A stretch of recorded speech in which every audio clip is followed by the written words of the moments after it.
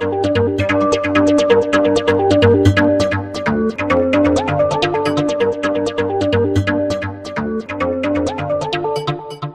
reference text, Carlong, Principles of Accounts for CSEC.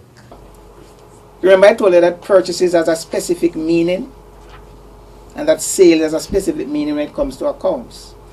If you are in business to buy and sell DVDs, when you purchase DVDs, that's purchases. With me? Yes. When you sell DVDs, that's sales.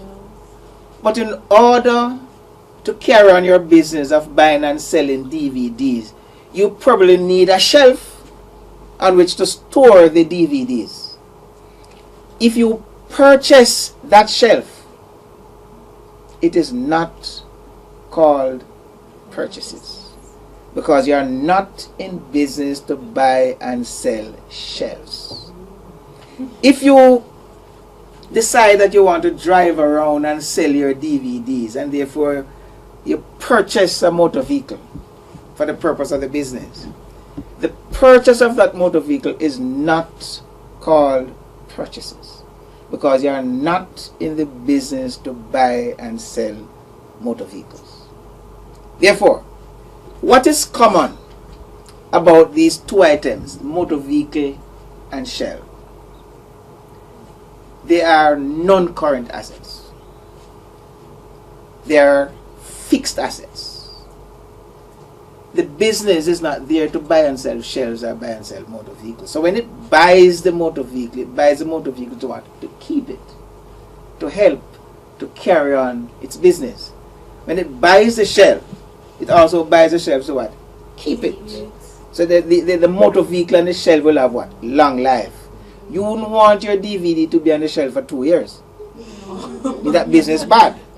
But you're going to have that motor vehicle for several years, you're going to have the shelf for several years. So once it is not in line with the business in terms of what you buy and sell, it cannot be recorded in the purchases book. Obviously, you realize it cannot be recorded in the sales book either. And it cannot be recorded in the returns in or the returns outward book. So when you buy fixed assets, non-current assets, shelves, motor vehicle example, these cannot be recorded in the purchases book. And you would not record it in the sales book either. Nor would you record it in the returns inward or the returns outward book. It's certainly not petty cash, so you're not going to record it in the petty cash book. It wasn't bought for cash, so therefore you're not going to record it in the cash book. So, it only leaves us with one book in which you record that type of transaction. And that book is the General Journal. So in the General Journal, you just told us that it is used to record what? They record open and closing entries, they record adjusting entries, and they record the correction of errors.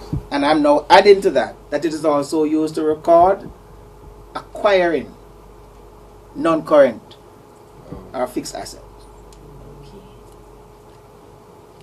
So the General Journal is a catch-all. What doesn't fit elsewhere fits into the General Journal. This teaching series is a production of Carlong Publishers Caribbean Limited.